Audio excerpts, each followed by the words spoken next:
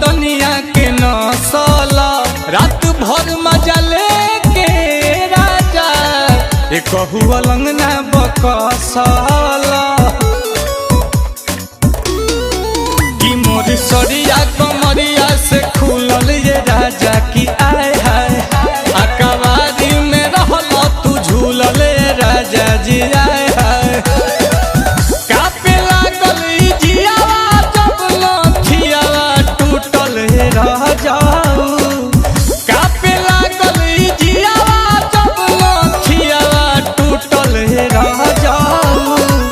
भोरा वाले कोरावा सुतनी भोरा वाले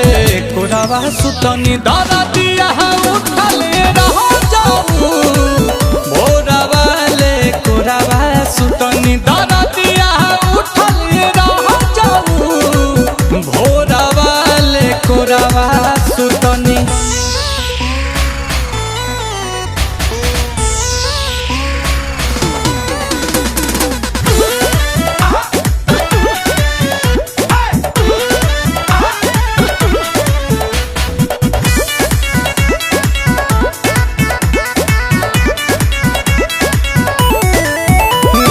खेल गईल खेला बेटी कोट से मरतानी हम कमरिया के चोट से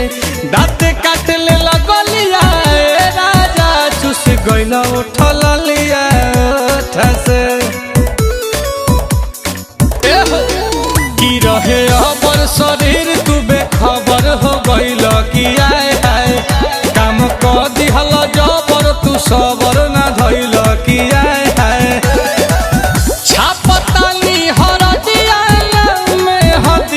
छूटल रह जाबू छापतानी हरदिया